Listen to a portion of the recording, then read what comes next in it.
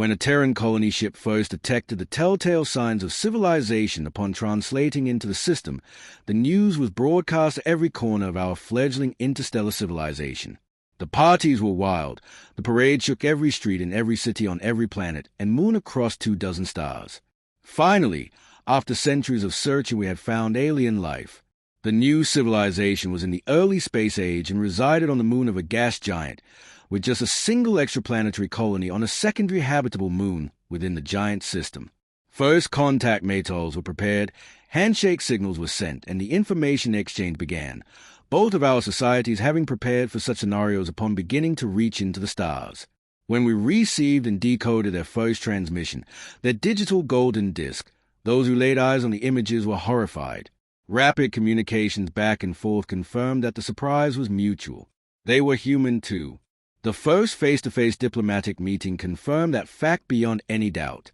The diplomats were both undeniably of the same species, and out of some cosmic irony appeared even to be the same race.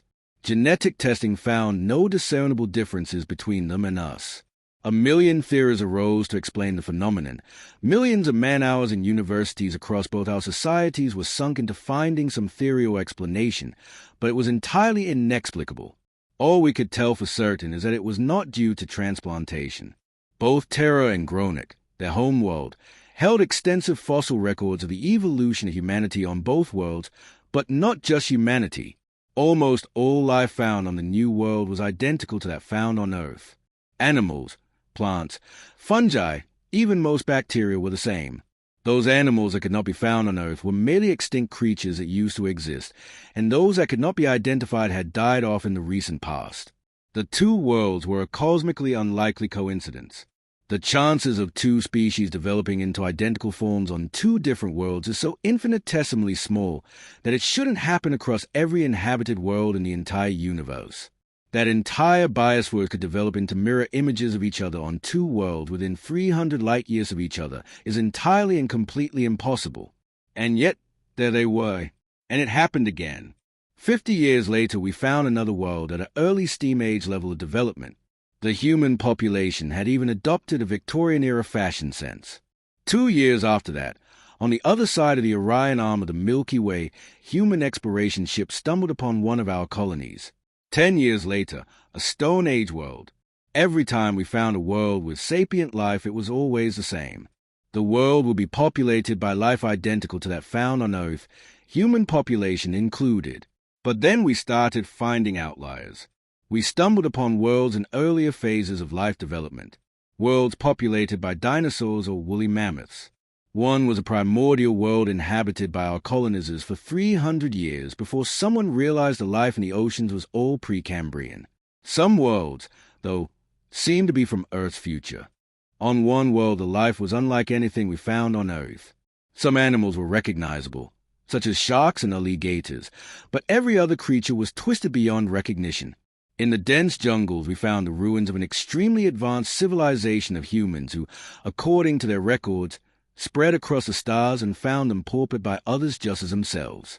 Their civilization persisted for 40 millennia before a plague drove them to extinction. The Galactic community arose among the thousands of human civilizations populating millions of star systems, a combined unification of the only sapient race known to exist, and billions of the greatest minds were put to the task of answering the greatest question in the universe. Why us? Ruins were plundered. Homeworlds were sacrificed to strip mine for fossils and artifacts. The galaxy was scoured for any sign of an answer, and after many millennia of searching, the answer was found not in the stars but within our very DNA. Every independent homeworld of mankind was nearly identical, and every convergent branch genetically matching, but within every single variety of life there was a tiny, nearly imperceivable mark. A few lines of genetic code that all life on the world shares, and that thousands of generations geneticists had categorized as junk DNA. That scrap of code had the same start and end, but the middle is unique.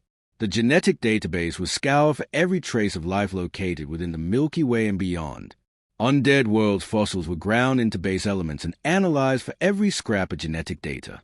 The many multitudes of man donated their flesh to find every last trace of what were now understood to be a message. When the billions of lines of scattered code were compiled, they told the true story of mankind. We awoke in this universe at the very beginning, just a handful of billions of years after the Big Bang. We expanded into the universe hoping to find life, and found none. We awoke to an empty universe.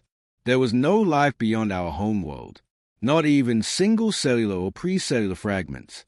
We found millions of worlds in a state of primordial formation perfect for abiogenesis, and yet not a single one formed life. We were an accident. Life was a unique coincidence that would never be repeated again. We were truly alone. Our ancestors could not accept this. They could not stand to see an empty universe of naught but rock and ice and gas. They were presented with a blank canvas, and they painted the stars with themselves. On countless worlds across every galaxy and all creation, they planted the seeds of life. Microorganisms that would change their environments to adapt to their will, life that would grow and flourish and rebuild life anew in their wake. Humanity would not be alone, but would grow side by side with itself, a never-ending sea of life and humanity.